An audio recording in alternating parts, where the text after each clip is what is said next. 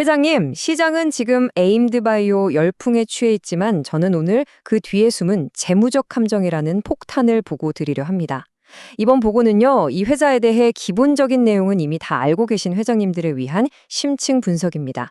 성장성, 그거야 누구나 다 알죠. 하지만 우리는 오늘 그 이면의 디테일한 리스크까지 현미경으로 들여다보듯 아주 샅샅이 씹어 먹어볼 겁니다. 오늘 이 브리핑 끝까지 들으시면 적어도 숫자에 속아서 손실 보실 일은 막아드릴 수 있습니다. 시간 아껴드리는 주식비서론입니다. 네, 바로 이 숫자. 베링거 인겔하임과의 기술 이전 계약 규모 1.4조 원. 시장이 에임드바이오에 열광하는 가장 큰 이유이자 모든 희망회로의 시작점이죠.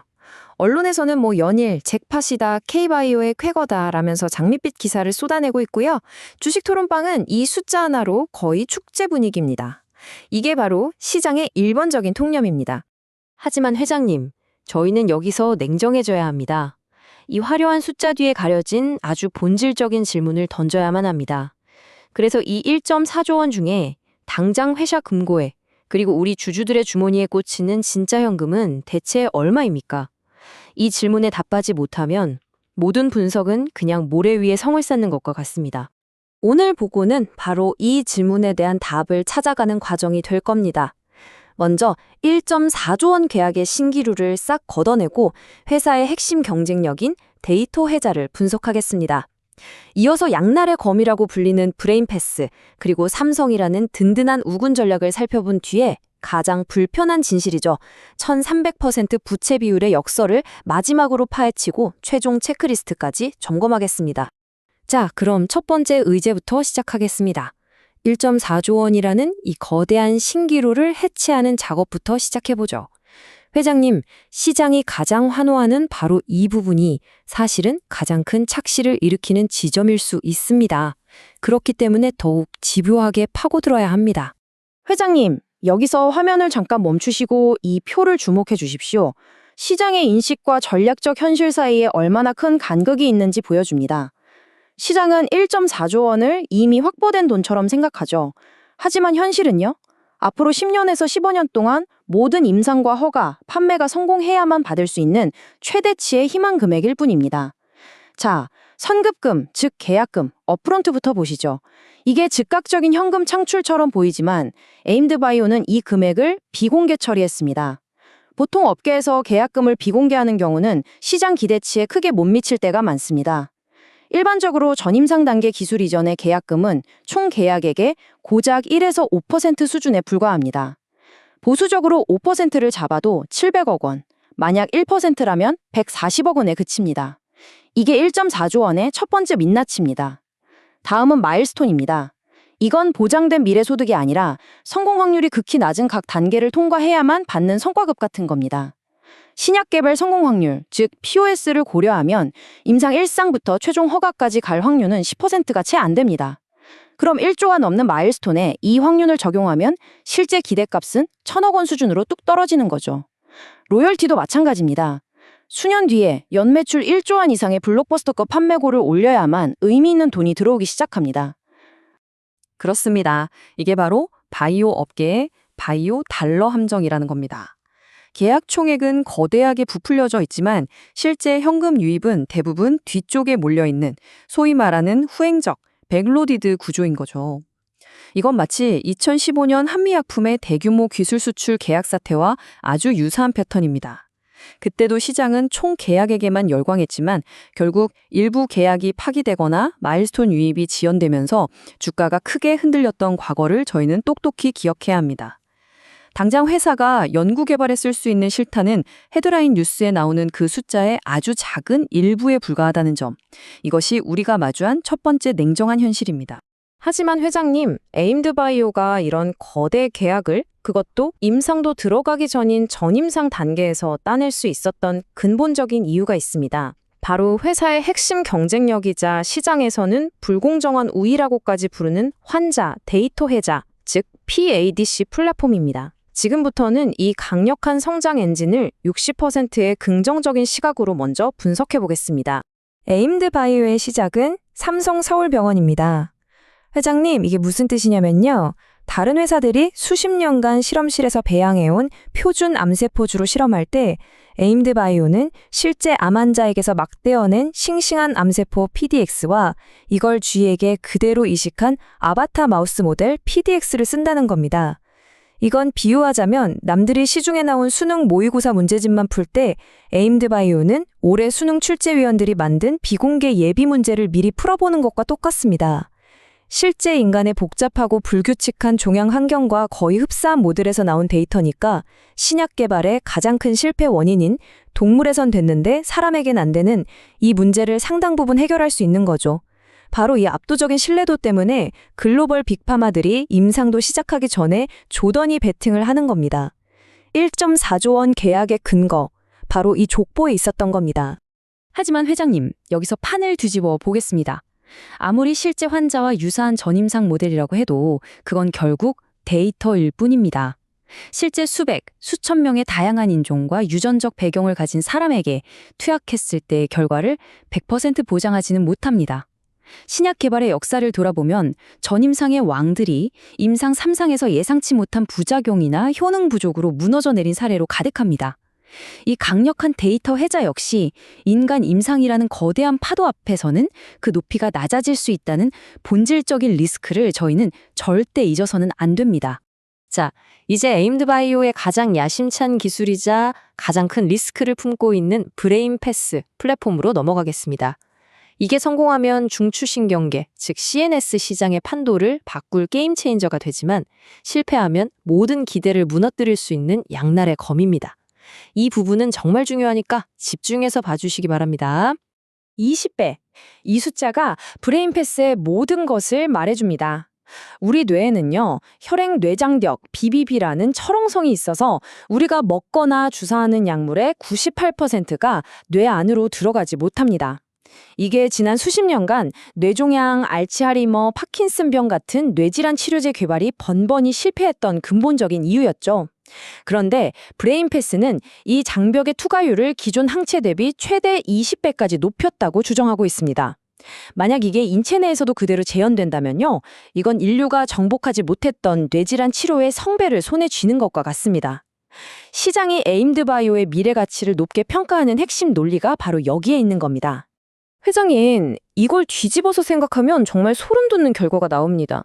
뇌로 들어가는 고속도로를 뚫었다는 건 치료 약물뿐만 아니라 ADC에 탑재된 강력한 세포독성 항암제, 즉 독, 포이전도 뇌로 20배 더 많이 들어갈 수 있다는 뜻입니다. 다른 장기는 손상되어도 어느 정도 회복이 가능하지만 뇌신경세포는 한번 손상되면 회복이 거의 불가능합니다. 만에 하나 이 독성 물질이 뇌에서 예상치 못한 문제를 일으킨다면 그 결과는 재앙적일 수 있습니다. 이것이 바로 브레인패스가 가진 양날의 검이라는 리스크의 실체이며 회사가 앞으로 임상에서 증명해야 할 가장 무거운 숙제입니다. 더 큰 문제는 경쟁 환경입니다. 에임드바이오가 이제 막 전임상과 일상을 이야기할 때 미국의 데날리, 스위스의 로슈 같은 글로벌 공룡들은 이미 유사한 BBB 투과 기술로 임상 3상에 수천억 원을 쏟아부으면서 수년간의 방대한 임상 데이터를 쌓고 있습니다. 회장님, 이 격차는 단순히 시간의 문제가 아닙니다. 저들은 이미 수백 수천 명의 환자를 통해 기술의 안전성을 검증하고 있는데 에임드바이오는 이제 첫 번째 사람에게 투여해야 하는 단계라는 거죠. 즉 에임드바이오가 브레인패스의 유효한 데이터를 얻기도 전에 시장은 이미 검증된 경쟁자들에 의해 선점되어 있을 수 있다는 치명적인 경쟁 리스크가 존재합니다. 회장님, 내용이 좀 깊어지는데 괜찮으시죠? 이 부분이 제일 중요해서 그렇습니다. 지금까지는 신약 개발사로서의 리스크를 다뤘다면 지금부터는 시장이 잘 이야기하지 않는, 하지만 에임드바이오의 주가를 단단하게 받쳐줄 수 있는 강력한 비즈니스 모델, 바로 삼성의 세금 징수한 전력을 보고 드리겠습니다. 에임드바이오는 단순히 신약을 개발하는 회사가 아닙니다. 세계 1위 바이오 의약품 위탁 개발 생산, 즉 CDMO 기업인 삼성바이오로직스와 함께 ADC 툴박스라는 걸 만들고 있습니다. 이게 뭐냐면 마치 레고 블록 세트 같은 겁니다. 전 세계 제약사들이 삼성바이오로직스에 와서 우리 항체는 있는데 여기에 붙일 좋은 독성 물질, 페일로드와 연결 기술, 링커가 필요해 라고 하면 삼성이 에임드바이오의 기술이 담긴 툴박스를 옵션으로 제공하는 거죠. 고객사가 이 툴박스를 사용하면 에임드바이오는 플랫폼 사용료, 마일스톤, 그리고 나중에 약이 팔리면 로열티까지 받게 됩니다. 그러니까 자사의 신약 파이프라인이 혹시 실패하더라도 전 세계 ADC 개발 붐에 올라타서 안정적으로 통행세를 받는 구조입니다. 이것이 바로 전통적인 바이오텍의 뭐 아니면 도식의 이진법적 리스크를 완화하는 굉장히 영리하고 강력한 전략입니다. 물론 이 전략에도 그림자는 있습니다.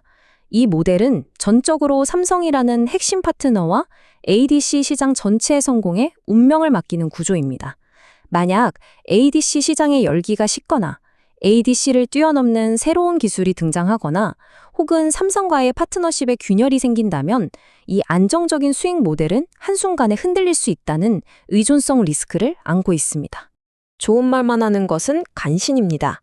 회장님의 충실한 비서로서 지금부터는 오늘 보고의 클라이맥스, 가장 묵직하고 불편한 최악의 재무 시나리오를 보고 드리겠습니다. 바로 1300%라는 숫자에 숨겨진 역설입니다. 1300%. 2024년 말 기준 에임드바이오의 부채 비율입니다. 회장님, 이 숫자 하나만 보면 당장이라도 회사가 부도날 것처럼 보이죠. 대부분의 개인 투자자들은 이 숫자의 의미를 제대로 파악하지 못하고 공포에 질리거나 혹은 바이오기아론 원래 그래 라며 완전히 무시해버립니다. 우리는 그 둘 다 피해야 합니다. 이 숫자의 속살을 제대로 발라내야 합니다. 긍정적인 해석, 즉 회사 측의 설명은 이것이 성장의 흉터라는 겁니다. 이 부채는 은행에서 빌린 악성 부채가 아니고요. 대부분은 기술 이전으로 받은 계약금을 회계상 부채, 즉 선수 수익으로 잡아놓은 것과 상장 전 투자받은 전환사채, CB 등이 포함된 겁니다. 특히 선수 수익은 미래의 매출로 인식될 돈을 미리 받은 거니까 오히려 긍정적인 신호로 해석할 수도 있습니다. 즉 성장이 너무 빨라서 생긴 일시적인 회계상의 흉터일 뿐 실제 현금 흐름과는 무관하다는 논리입니다. 하지만 회장님, 여기서 우리는 한 걸음 더 들어가야 합니다. 그 흉터가 미래의 대규모 유상증자를 내구하는 신호는 아닐까요? 회계상 부채가 맞다고 하더라도 1300%라는 숫자가 말해주는 본질은 회사의 자기 자본, 즉 맷집이 아직 매우 약하다는 사실입니다. 앞으로 대규모 임상 2상, 3상을 진행하려면 수천억 원의 자금이 필요합니다. 이 얇은 자본 베이스로는 절대 감당할 수 없습니다. 그렇다면 그 돈을 어디서 가져올까요? 결국 기존 주주들의 지분 가치를 희석시키는 유상증자나 전환사채 발행이 뒤따를 가능성이 매우 높다는 것을 이 숫자는 암시하고 있는 겁니다. 성장의 흉터라는 말은 맞지만 그 흉터를 치료하기 위해 주주들의 주머니에 손을 댈 수밖에 없다는 뜻이기도 합니다. 자, 여기까지 긍정과 부정이 팽팽하게 맞붙고 있습니다. 그렇다면 우리는 앞으로 무엇을 보고 판단해야 할까요? 회장님의 최종 결제를 돕기 위해 앞으로 반드시 모니터링해야 할 핵심 시그널들을 정리한 최종 체크리스트를 보고 드리겠습니다. 이것이 앞으로의 나침판이 될 것입니다. 첫째, 브레인패스 기술이 적용된 AMB302의 일상 데이터에서 3등급 또는 4등급의 심각한 신경독성이 단 한 건이라도 보고되는지 아니면 완벽하게 깨끗한 데이터가 나오는지. 둘째, 새로운 기술 이전 계약에 선급금이 1억 달러, 우리 돈으로 1,300억 원을 넘겨서 당당하게 공개하는지 아니면 또다시 비공개 뒤에 숨는지. 셋째, 현재 3%에 불과한 외국인 지분율이 스마트머니의 유입을 증명하면서 10% 이상으로 의미 있게 늘어나는지. 마지막으로 자금 조달 방식이 빅판마의 전력적 투자를 유치하는 형태인지 아니면 기존 주주들의 주머니를 터는 대규모 할인 발행 유상증자인지. 이 네 가지 시그널이 긍정론과 부정론 중 어느 쪽이 현실이 될지를 결정할 겁니다. 결국 에임드바이오는 더 이상 스토리만 파는 회사가 아니라 숫자로 증명하는 회사라는 것을 시장에 보여줬습니다. 이제 남은 핵심 질문은 이것입니다. 다음 챕터를 써내려갈 숫자는 기술 이전 계약으로 인한 폭발적인 매출 성장의 숫자가 될 것인가? 아니면 임상 자금 조달을 위한 고통스러운 주주가치 희석의 숫자가 될 것인가? 오늘 심층 보고는 여기까지입니다. 호재와 악재를 모두 펼쳐드렸습니다. 철저히 공개 자료 기준의 해석이며 최종 결제는 회장님의 몫입니다. 더 디테일한 근거 자료는 아래 링크를 확인해 주십시오. 시간 아껴드리는 주식비서 론이었습니다. 성투하십시오.